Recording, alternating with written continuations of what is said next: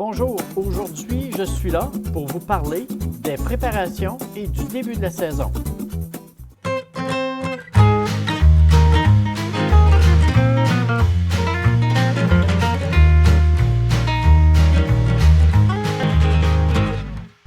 Quand le soleil commence à être présent, ça nous donne le goût d'aller dans le bois puis préparer notre érablière. Moi je vous dis que dès qu'il commence à faire un peu plus doux, je vais commencer par enlever la neige sur les barils. Je vais faire le tour de chaque ligne pour m'assurer que les lignes ne sont pas brisées, que nos petits animaux n'ont pas trop mordillé nos lignes. Ensuite, je vais probablement souffler de l'air au bout de ma ligne pour m'assurer qu'il n'y a absolument rien, qu'il n'y a plus d'alcool ou d'eau quelconque dans la ligne. Et je vais commencer aussi à réparer les chalumeaux, changer des chalumeaux.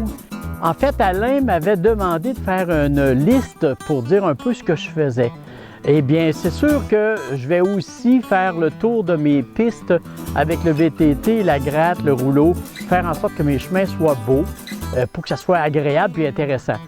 Et quand je vais avoir terminé de faire le tour de mes lignes, des chutes, puis des chalumeaux, eh bien, après ça, je vais ouvrir mes barils, je vais les nettoyer avec un peu d'alcool, rincer tout ça pour que ça soit très propre pour attendre le début de la saison.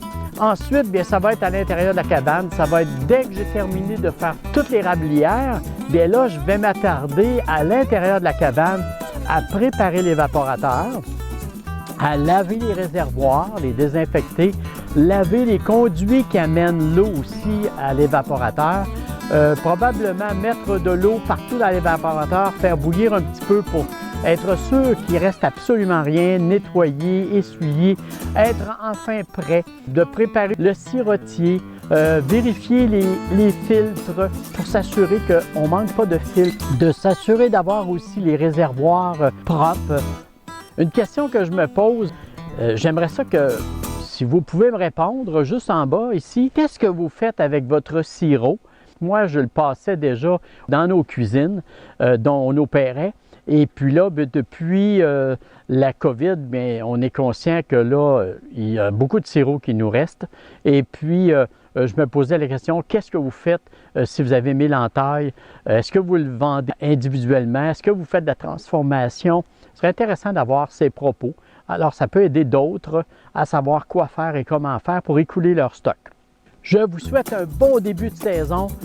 C'est le temps ou jamais de commencer. Dès qu'une journée qui fait un peu plus doux, à moins 25, moi je ne viens pas au bois, ni à moins 15, j'attends que ce soit une journée comme aujourd'hui où le soleil commence à percer et où on se retrouve avec du moins 3, moins 4. Ça va assez bien dans le bois, cette température. Faire un peu de raquette, puis s'assurer que toute notre érablière est prête pour commencer l'entaille dès que ça sera le bon moment. Alors, pour les petites érablières, pas comme moi, bien, on entaille à la toute dernière minute. Alors, on n'entaille pas comme les grosses érablières en décembre ou janvier. Moi, bien, je vais le faire comme une semaine ou quelques jours avant parce que ça me prend 3 jours à entailler, donc c'est pas la même chose.